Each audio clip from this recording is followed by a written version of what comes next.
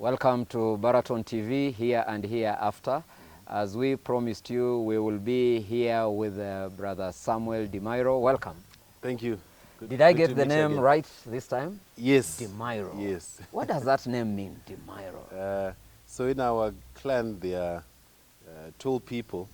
So in Shona, in our local language, Shona, Kudimaira means taking long strides. Okay. So the people who are told and take long strides, then we got the same name, Dimairho. Dimairho. Yeah, Dimairho. I'll borrow that name because I want to take long strides in life, you know, Okay. Dimairho.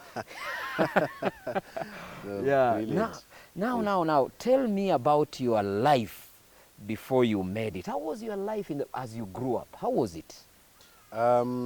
So, the first 10 years of my life, we grew up in a poor family by societal standards. In fact, we lived in a three-roomed wooden shack for the first 10 years of my life. Where was that, in Harare? In Harare, yeah. Yes. And I think my parents did the best under the circumstances, and they sacrificed a lot to make sure we at least went through good primary and secondary education. Okay. Which was really good. So we used to work a lot from a young age, grow the things we ate at home. Did you say you used to work a lot? Okay, rather when I was younger, yeah, we used to work a lot. Okay. Yeah, we used to grow maize, vegetables in the garden, no maid, no gardener. And that grounding taught us all siblings to have a work ethic and to know that for you to eat in life, you must work. And my mom had a policy, no work, no food.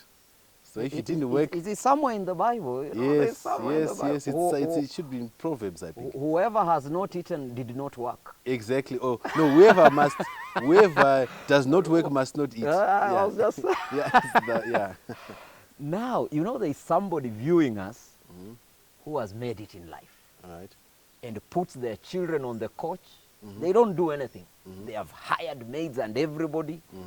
They do everything for the children. Those children are not getting any work ethic. They need to know that. No, they need to know that, yeah, because I think it's a mistake that lots of people that have made it do, to say, I don't want my children to go through what I went through. But they also forget to realize that what made them who they are today was that background that they got raised in, where they had to work. Certainly the circumstances will be different, but I think that home curricula of making sure children must know they must work, and children must know they must take responsibility. Children must know that they, that the workers at the house are helpers. They are not their employees. Yeah. And the children must know that those couches they're sitting on are not theirs. They are for the parents. They are for the parents. They have nothing, Yeah, that's important, because you find, my child can't sweep, my child is allergic to dust and what have you, bringing up a lazy generation. But anyway, now let's talk about failure. You are now a successful person, and like we had mentioned earlier, Forbes has even 2018 said you are among the top 30 under 30 successful people in Africa. But have you faced failure, or is it only the rest of the world that fails? Have you ever faced failure? I have faced failure. In fact, I failed more than I've won. And most of the times in business there's a principle that when you start, there's 10% chances that you'll still be in business after 5 years, and a 1% chance that you'll still be in business after 10 years. Okay. So, you've got to have a resolve to say, if I need to lose 9 times to win the 10th time, then I'll do it. So it's always to have that resolve that, failure is a part of winning. You cannot have winning without failure. The two work hand in hand. So for you to succeed, there is failure somewhere there. There has to be failure along the way. And, there's a saying that goes, winners never quit and quitters never win. So do you remember any businesses you tried that failed? Yeah, I've got different businesses that I tried and failed. Multiple examples, ranging from, being in business with the wrong people, that is the wrong value system. Another aspect also being, starting a company that was top heavy, that drained lots of resources. And, when something is top heavy, there's too many ideas and you end up doing nothing. When you say top heavy, there's somebody watching who doesn't know what top heavy is. Top heavy, the management is... Yeah. So basically, the long and short of it was an A team, a team of directors where everybody was good in different aspects. And, you know, it's like when you have too many chefs in the kitchen, it's a disaster. So it's like I collect some of my best friends and say, let's do business. This is good. Everyone is good, and all of you come together. Now it's top heavy. Yeah, because people are pulling in different directions. Everybody has their ideas of how things should be done. And in the end, you end up doing nothing. You can't even take off. Yeah, exactly. So what do you do now? Top 30, under 30? What do you do to get this success? What do you sell? What do you engage in? Okay, so I started Zimbabwe's first central securities depository for the capital markets industry. It's basically a clearing and settlement platform for stock exchange transactions. And we take securities deposits just like banks take cash. Okay. So someone that owns shares in companies that are listed on the stock exchange can deposit their shares with us, get electronic balances, and we facilitate electronic transfer. So our security deposit base has peaked at over 10 billion US dollars. And in fact, our deposit base is more than 10 billion. Yes, 10 billion US dollars. Yes, US dollars. And our security deposit base, you know, by value terms, it's more than all the commercial banks in Zimbabwe combined. Wow. And Combine all banks and you're still ahead of them. And then we've done clearing and settlement for almost 5 billion US dollars worth of transactions since we started operating about 5 years ago. So that's what I do. That was my brainchild, and I think, you know, I've got a lot of recognition for that, for being something that I started when I was a teenager, and that eventually grew How to be old a were national- you when you started this? 17 years old. 17 years old. Yes. You did not even have, you are not considered an adult at that time. No, I was not. Yeah. So how did you start without proper papers and what have you? Because You know, I remember when I was that age, you know, simple things like I remember when I traded on the stock exchange when I was too young. I used my mother's ID to open a brokerage account and trade under my name. When I was too young to be a director, you know, I got proxies to represent me even. I think when you were too young, your mind was already cooked. You didn't see impossibility. Yeah. You had no ID. Yeah. You had this idea, and you said, mother has an ID. We Yeah. can as well use it. Exactly. Possibility thinking. Yeah, thinking in terms of how can I succeed. I can imagine somebody who is waiting to grow up. Yeah. There are many things we've been waiting, you know. I'm waiting when I graduate. I'm waiting, you know. This waiting, Yeah. you did not wait. Yeah, you know what, in life there's never the perfect time for anything. There's never the perfect time to start anything. You just have to get on and get on with it, you know. If it is now, you get in. Now, whoever is holding back on something, start it now. You know, there'll never be a perfect time to start. Just do it now and do what you can with what you have where you are. At age 17, you began. Yes. That's why at 29, you are here. Yes. So Correct. it also took time. It took time, yeah. Because there's somebody who is 29 and they think they can catch up. Oh, I'm 29. I think I can also catch up. No, if you are 17, that's almost 10 years. almost 12 years now. 12 years. To be precise, yeah. So, well, I'm also beginning, after this program, I'm Yes. beginning. Yes. So That's considering that 12 years from now, oh Lord of mercy, 12 years from now. Now, tell me about your schooling. So I dropped out of high school. Dropped out of high school. Yes, after my O-levels. And the idea that I had, you know, so rewind into high school. During school holidays, I used to work for free. I would go offer to work for free at different companies in exchange to learn and gain experience. So it's also something I would encourage, you know, people to do that are in school that Get in a company, work for Yeah. free, just get to know what they do. Exactly, and get experience, because that's when you are younger, you know, experience is what you need. You don't need money. So go and work for free, get experience, get contacts. So by the time I was 16 years old, I had already 5 registered companies under my name. And 5 registered companies at 16. and I learned that from the work that I used to do.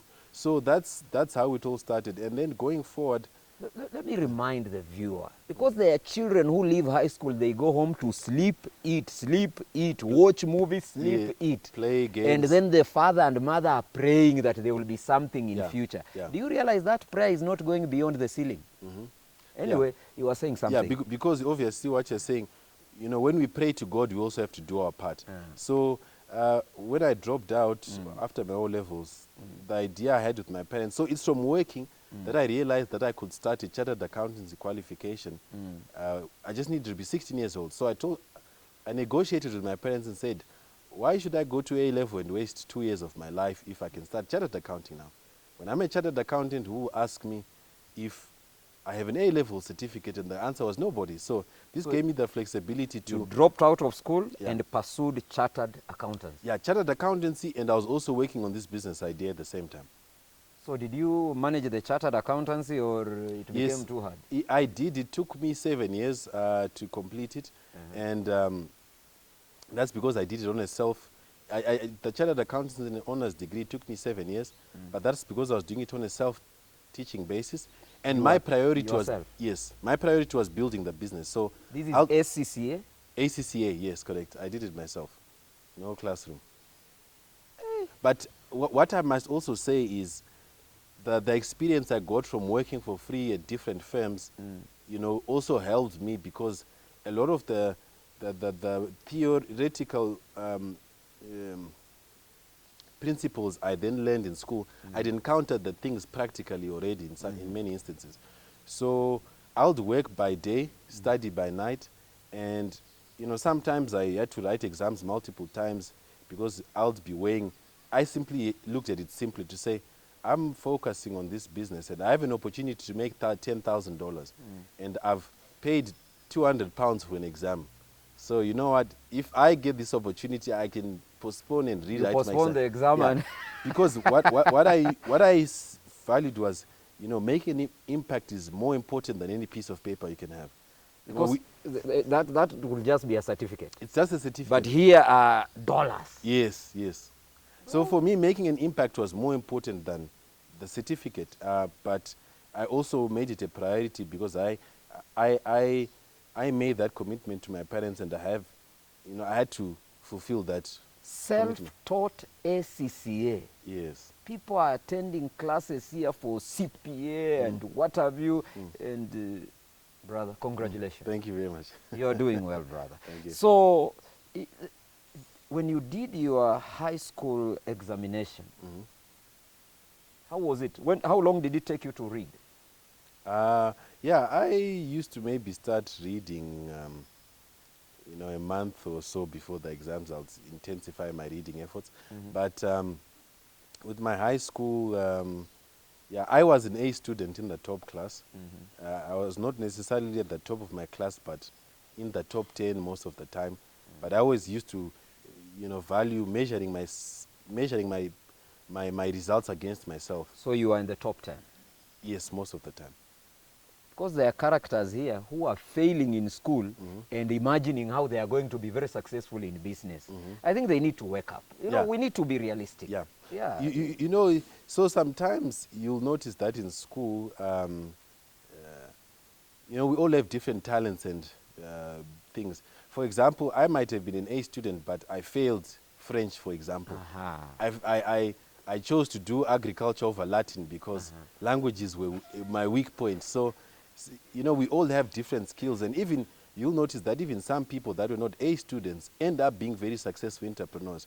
So it's not just about school education. In this world, there's two types of education: the school education through formal institutions, and the informal education, which is not taught in the industry now. Yes, in the industry. It's not taught in textbooks. So, you know, building competencies is as important as as attaining academic qualifications. And those competencies are what you build in the industry. Now, there's a viewer waiting to know your net worth. Give an approximation on net worth. And what is net worth anyway? What does it entail? What is your net worth? Net worth basically is the assets minus liabilities. Okay. That determines your net worth. So in terms of net worth, I've not really looked at money as something very important to me because I've always focused on a cause, and money has become a consequence. I'll leave a riddle with the viewers and say that, look, my net worth has picked a double-digit $1 million. So it can be anywhere between 10 million and 99.9 million, somewhere in there. Somewhere in. Rather, what I think if you allow us, let us come back again to the viewer, because I have 2 more questions. I want you to tell us the principles that have brought you this far. Okay. Yes, just that. Okay. So let us come back to these maybe later on, just to pick the principles for our viewer. Sure. Otherwise, say something to our viewer, Baraton TV. Yeah, so what I would say is, you know, in life, you always have to become a better version of you. And what I would like to say is that, you know, don't focus much on achieving material things in this world, but focus on becoming a better person. As long as you're a better version of you each and every day, you will be successful in whatever trade and industry that you focus in life. So that's what I want to leave with. Thank you so much, Baraton TV, here and hereafter. It was a pleasure having you. Thank you, it was a pleasure. Thank you so much. Right. Yeah.